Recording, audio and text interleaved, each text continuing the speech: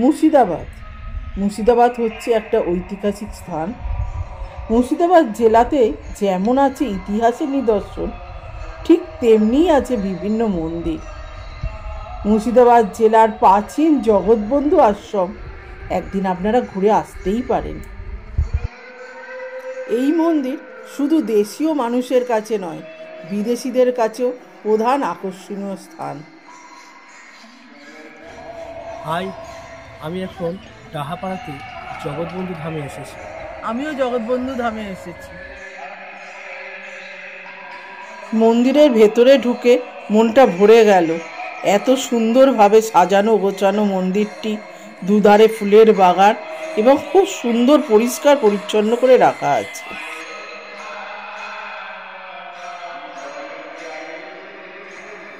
জগৎবন্ধু সুন্দর একজন বৈষ্ণব ধর্মগুরু, সমাজ সংস্কারক ও লেখক ছিলেন।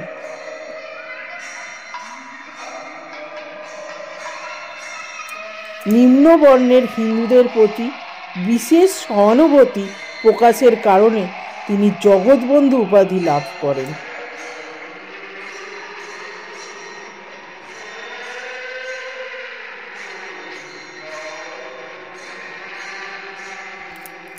এছাড়াও বৈষ্ণব ধর্মীয় সঙ্গীত বা কীর্তন সংগ্রহ, রচনা ও পরিবেশনের জন্য তিনি বিশেষভাবে পরিচিত ছিলেন।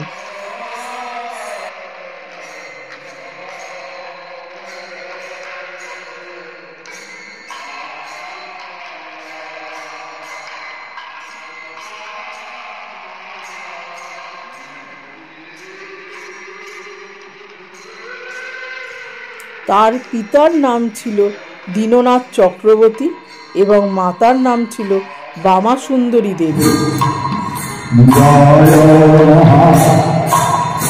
এই যে লাল টালির ঘরটা দেখতে পাচ্ছেন, এটি হচ্ছে লোকপ্রসাদের টিকিটের ঘর।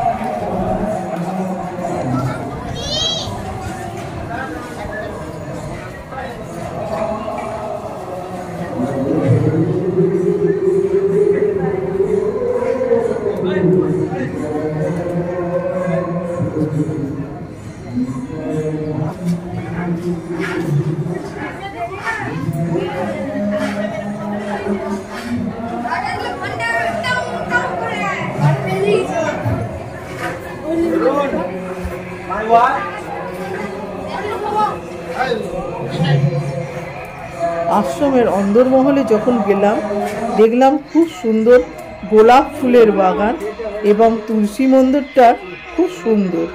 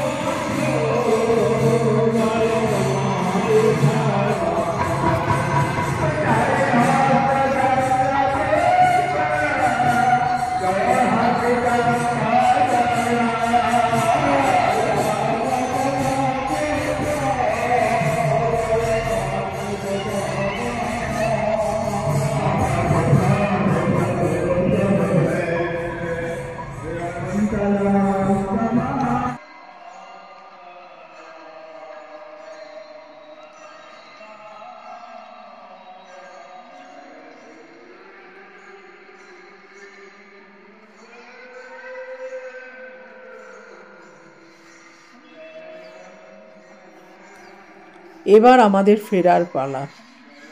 এই মন্দিরে আসতে গেলে বহরমপুর থেকে গাড়ি রিজার্ভ করে আসাটাই ভালো। এই মন্দিরের আশেপাশে কোনো তেমন খাবার দোকান নেই, যে কারণে এই মন্দিরের ভোগ প্রসাদই গ্রহণ করা ভালো।